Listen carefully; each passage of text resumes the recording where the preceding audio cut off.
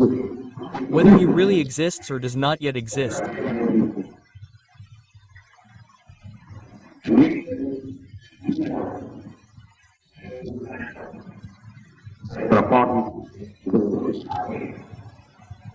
It is advisable to be inspired. It is advisable to investigate with the purpose of knowing. Frederick in his work Thus Spoke Zarathustra says, "The hour of the Superman has arrived."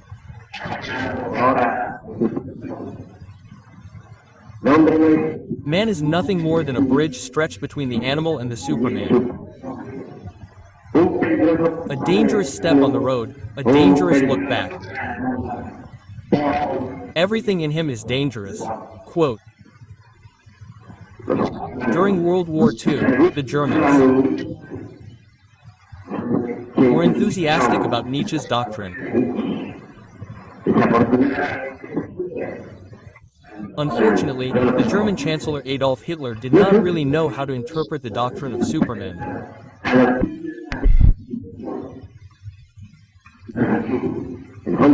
Rather, he used its mystical background to provide a basis for violence.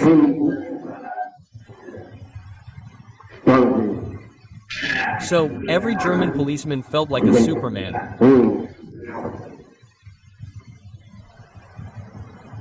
On one occasion,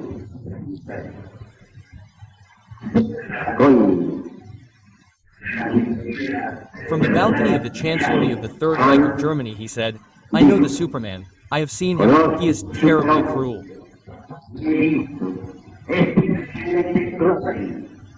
I myself have felt fear." Quote, well, we know that Hitler had met with Gurov. Unquestionably, he saw in Gurov the Superman.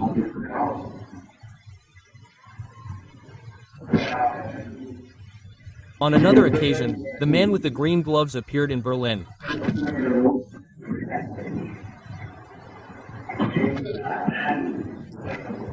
This individual was said to be the possessor of the keys to Agarthy, the underground land where the Superman lives.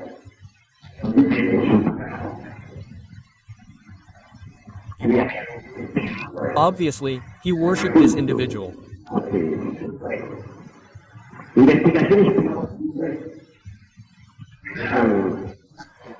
Later investigations led us to the conclusion that the man with the green gloves was in no way the Superman, nor did he have the keys to Agarthy in his possession, as the Foot supposed.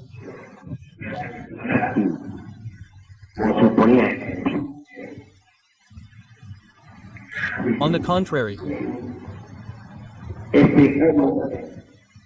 this man was in fact an ambassador of the Darda clan.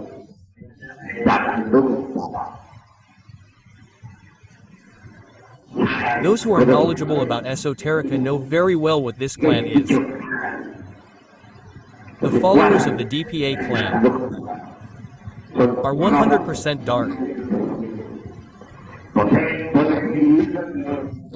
They possess tremendous hypnotic powers, chilling mental strength, and can cause damage from a distance.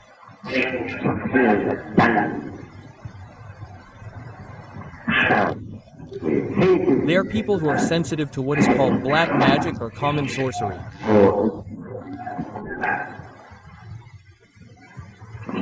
And in no way did the man with the green gloves have the keys to Agarthy, as was supposed. However, Agarthy exists. We cannot deny it. The Superman lives in Agarthy. Agarthy is the underground kingdom of the Earth. It is well known that the Earth is hollow, although many geologists question it.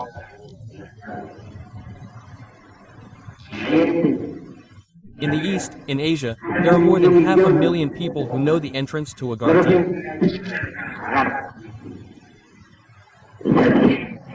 Those people would not divulge the secret for anything in their lives. Obviously, such people are afraid of what might happen to them. That underground kingdom is not a green meadow. Nor is it a baseless legend.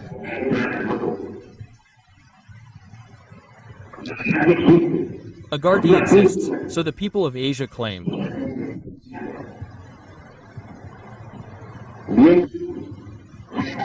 The ancients knew very well that Agartha lived in the Superman. That is why Adolf Hitler sighed thinking of Agartha. There they are, he said, the Aryan gods. Unfortunately, he believed that only the brothers were Aries. It is a concrete fact that the entire race that currently populates the face of the earth, I am referring to the human race, are people from the Aryan tribe.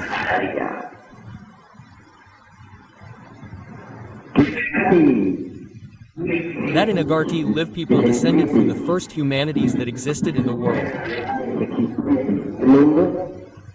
That is undeniable. That is true. Obviously, in the past, very ancient continents existed.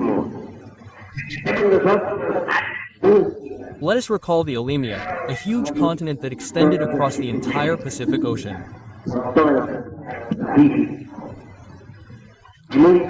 In Alemia lived a superior type of humanity. We could say that they lived in supermandom. The Reamer possessed the eye of the Laertids, a third eye properly placed between the eyebrows. The pituitary gland actually protruded between the two eyebrows. Those people possessed an extraordinary type of vision. Not only could they see the 7 colors of the prince, but they could actually perceive half of a holtepin. A holtepin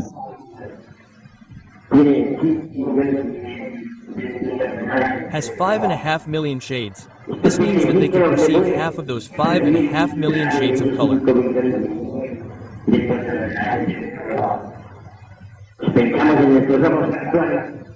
If we think about our current eyes, which can only perceive the 7 basic colors of the prince and a few shades, we will truly realize that human eyes have become frighteningly outdated.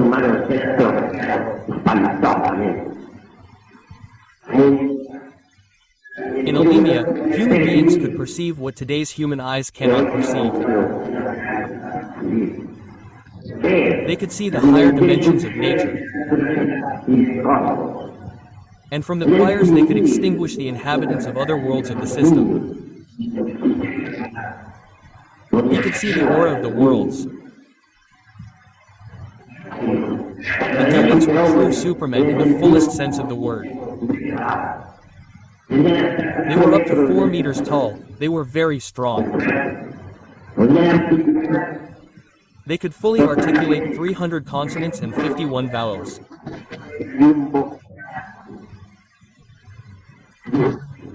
In other words, an extraordinary active capacity.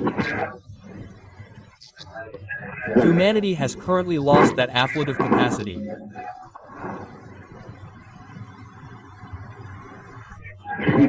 Yes, but this is how we can use the few letters of our alphabet.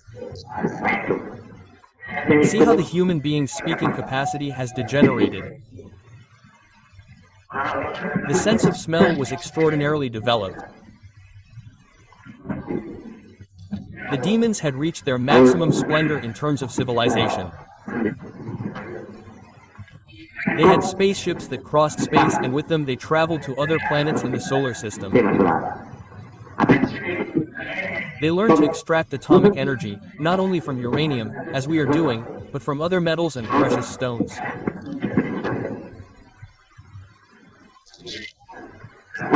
They handled the nuclear force. They practiced the purest language of the divine tongue.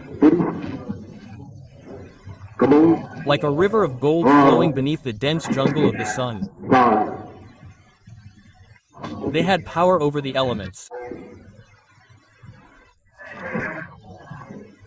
Power over the flaming fire, over the impetuous air, over the stormy waters, and over the perfumed earth.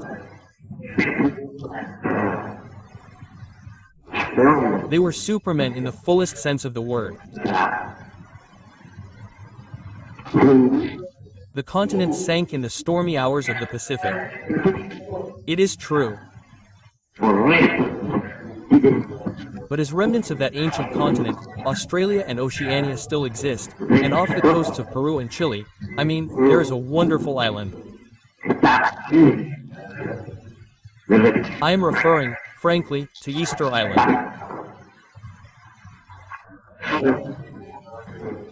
There are enormous monoliths there, gigantic figures truly carved by the Superman.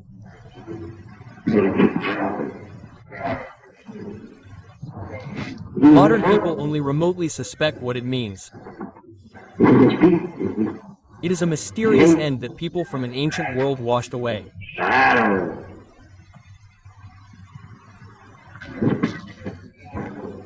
After the sinking of the continent Mu, which gradually disappeared through 10,000 years of earthquakes and countless tidal waves, and the Atlantic emerged.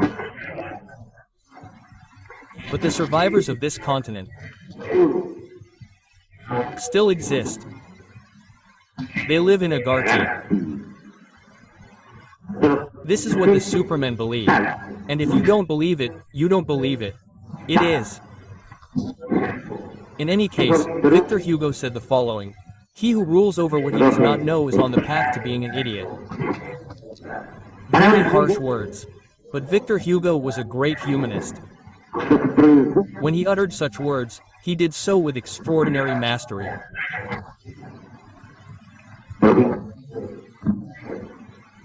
Continuing, we will say that Atlantis emerged one day, the famous Atlantis in the ocean that bears its name, that there also existed a prodigious civilization, millions of times more powerful than ours.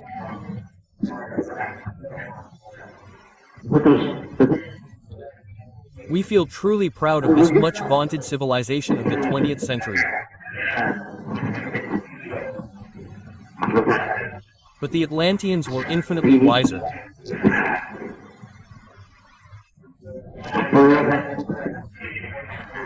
They had powerful ships with which they traveled to the moon, propelled by nuclear energy, millions of times more perfect than those rockets that the Tyrians and Trojans have sent to our lunar satellite with atomic rockets in our times. The Atlanteans also traveled to other planets in the solar system. The Atlanteans were truly powerful. In the field of transplants they worked wonders. They not only learned to transplant kidneys, livers, hearts, but also brains.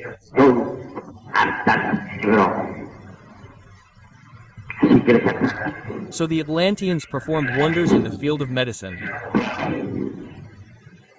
The Atlanteans were always guided by the precepts of the god Neptune. As long as they were steadfast and marched in accordance with such precepts, their civilization became extraordinary. Unfortunately, they degenerated. They used atomic energy for war. They bombed defenseless cities and millions of human beings succumbed.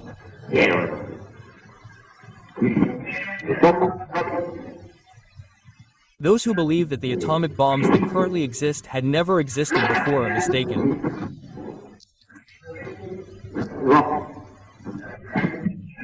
The Atlanteans also manufactured nuclear bombs, and with such bombs they precipitated the great catastrophe that ended their continent.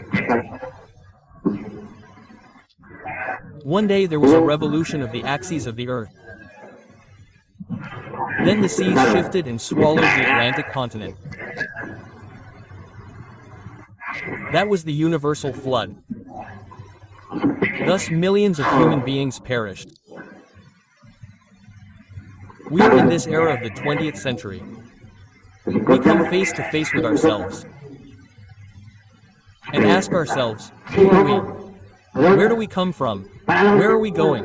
What is the purpose of existence? Terrible questions. And many rockets cross space on their way to the moon or travel to Jupiter or head towards Mars.